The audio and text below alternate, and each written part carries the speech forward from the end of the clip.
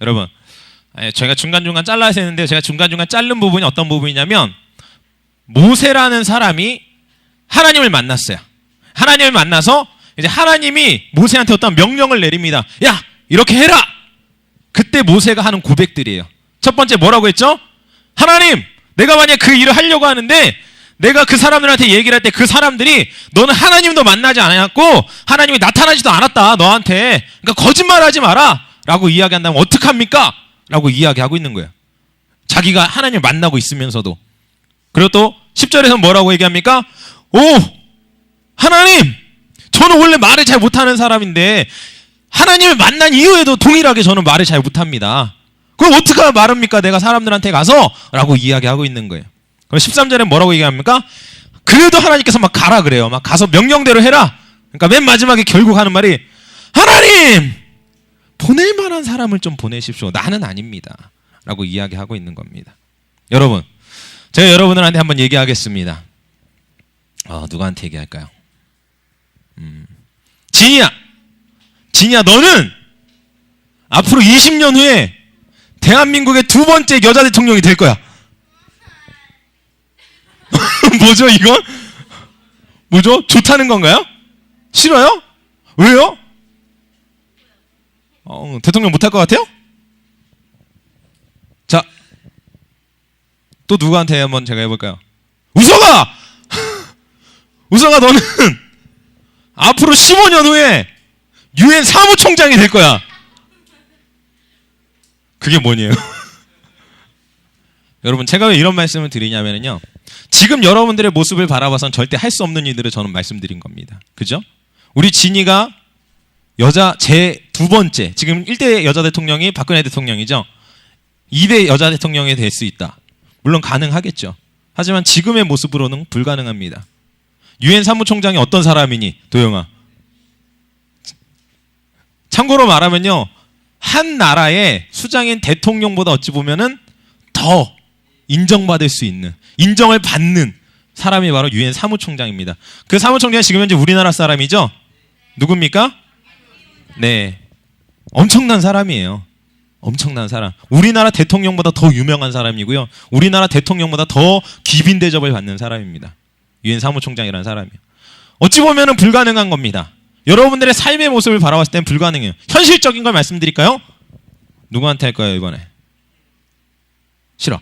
자, 동환아! 너는 이번 중간고사 때 전교 1등을 할 거야. 아멘을 받지 않습니다. 믿지를 못해요. 왜 못 믿니? 왜 아멘을 못 받는 거야? 여러분, 우리가 아멘이라고 대답할 수 없는 이유가 있습니다. 그거 뭔지 아세요? 내 자신을 바라보기 때문에. 나의 현재 모습을 바라보면요, 그 어떤 것도 할 수 없습니다. 하나님께서 모세를 부르십니다. 모세야! 너는 이제 애굽 땅으로 가서 그곳 가운데서 고통당하고 있는 이스라엘 백성들을 어떻게 하라는 거예요? 구원해내라는 거예요. 살려내라는 거예요. 그들을 이제 애굽에서 종살이하지 않고 내가 분부한 땅, 내가 너에게 보내려고 하는 그 땅으로 이제 같이 들어가라 라고 명령하시는 거예요. 그 일을 수장으로서 누굴 세운 거예요? 모세를 세운 거예요. 근데 모세의 상황은 어땠을까요?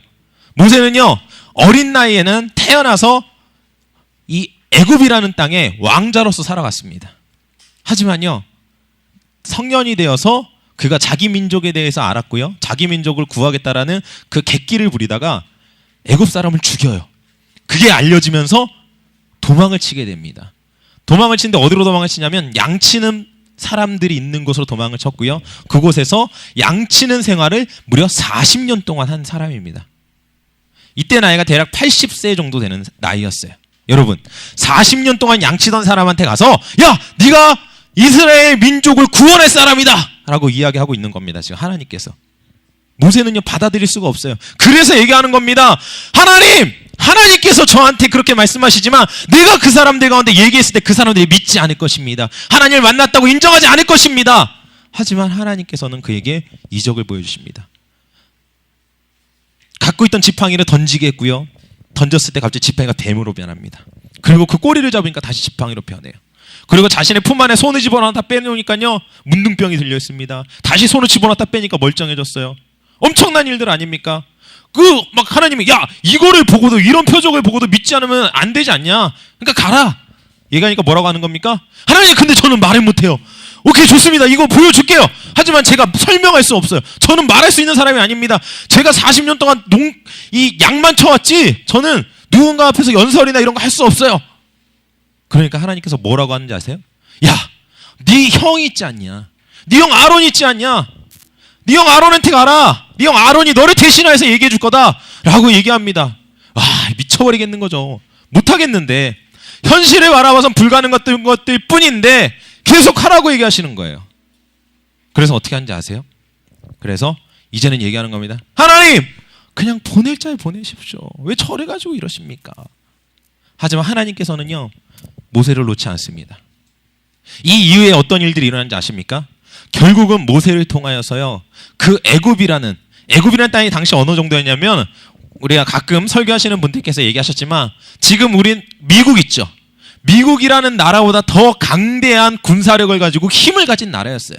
그 나라의 종으로 살고 있던 사람들이 빠져나오는데 아무런 피해 없이, 그것도 모든 재물을 다 가지고 빠져나오는 일이 일어납니다. 현실은 어땠어요?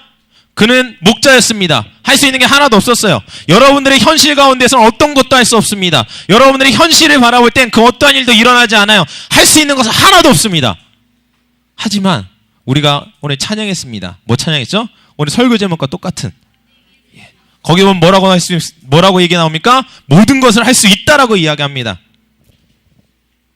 누구 때문에요? 나의 힘 되시고 능력 되시는 그 주로 인하여서, 주님으로 인하여서 우리는 모든 것들을 할 수 있는 겁니다. 그러기 위해서 우리가 어떻게 해야 되느냐? 우리가 보는 대로 살아가서는 안 되는 거예요. 우리의 현실, 지금 나의 문제, 아니면 나의 상황, 내가 겪고 있는 그 일들을 바라보서는 절대로 여러분들은 성공할 수 없습니다. 또한 여러분들의 생각대로 살아가서는 안 된다라는 거예요. 아, 나는 이런 사람이야. 나는, 우리 동환이 아멘 못 받았죠? 분명히 아까 전에 아멘하고 받았으면 저는 우리 동환이 전교 1등 했을 거라고 저는 믿어요. 하지만 본인이 아멘으로 받지 못해요. 왜요? 자신의 생각 가운데 그건 불가능하다고 생각을 하고 있거든요. 우리 저쪽에 있는 6명 친구들은 다 고3이죠. 그죠? 이제 취업을 준비하는 친구도 있을 거고 대학을 준비하는 친구도 있을 거예요. 그죠? 혹시 대학 준비하는 친구 있나요? 네, 대학을 준비하는 친구들 다 서울대 가실 거예요. 네. 또 얘기했다고 안 받아요. 네. 좋은 겁니다. 여러분 현실 가운데에서는 좋은 대학 갈 수 없을 것 같을 수 있어요. 하지만 현실 바라보지 마십시오. 말씀 의지하세요. 또 직장 취업하려고 하는 건가요? 직장? 좋은 직장 가고 싶어요? 정말 잘 돼 있는 직장 가고 싶어요? 응? 사업 월급도 많이 주고, 그 다음에 쉬는 날도 많고, 일은 쉽고, 그런 직장 가기 원하십니까? 여러분, 갈 수 있습니다. 여러분들이 하나님 앞에 헌신되어지고요, 하나님의 말씀 가운데 바로 서 있으면 갈 수 있다라는 거예요. 실제로 한 가지 말씀드리고 설교를 마칠 겁니다. 제주도에 보면은요, 엄청난 엘리트 한 분 있습니다. 우리 학생들이 많이 도전받은 집사님 한 분이에요. 누굴까요?